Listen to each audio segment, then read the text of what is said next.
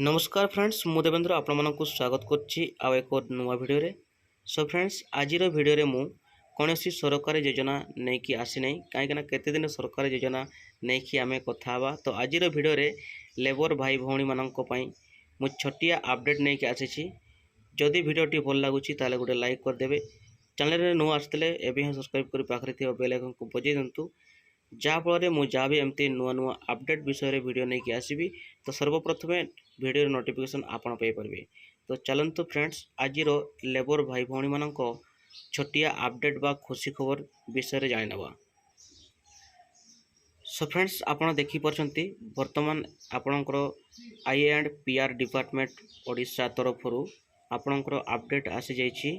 देखो राज्य सरकार आज सर्वनिम्न मंजूरी वृद्धि कर संपर्क में माननीय मुख्यमंत्री श्री नवीन पट्टनायक आज घोषणा कर चारोटी यथा अणकुशली अर्धकुशली कुशली और अत्यंत कुशली श्रमिकों यही निष्पत्ति द्वारा उपकृत हेबे।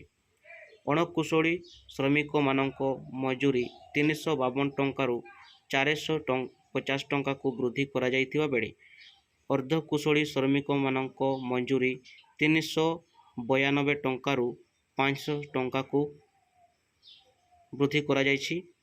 कुशली श्रमिक मानक मजूरी 442 टंकारु 550 टंका एवं अत्यंत कुशली श्रमिक मानक क्षेत्र में सर्वनिम्न मजूरी 502 टंकारु 600 टंका को वृद्धि करा जाइछि।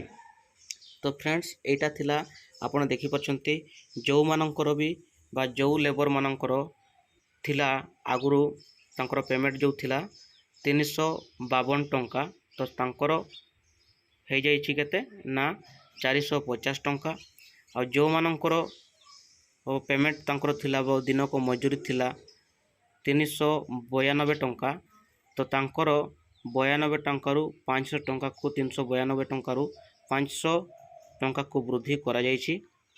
आ जो मानकर भी जो लेबर भाई भौणी मानकर जो 442 टंका तांकर जो मजूरी दिन को ये मजूरी थिला तो तांकर मजूरी 550 टंका को वृद्धि करा जाइछि। आ जो मानकर भी थिला 502 टंका जो लेबर भाई भौणी मानकर जो दिन को मजूरी थिला तो से मानकर वर्तमान 600 टंका को वृद्धि करा जाइछि। तो फ्रेंड्स एटा थिला आम लेबर भाई भौणी मानकर पई खुशी खबर बा छोटिया अपडेट। तो केमिति लागिला वीडियो निहाती कमेंट रे जणाइबे। जदि वीडियो भल लगे गोटे लाइक करदे। पुणी देखा आ गोटे नुआ वीडियो रे। Take care bye bye.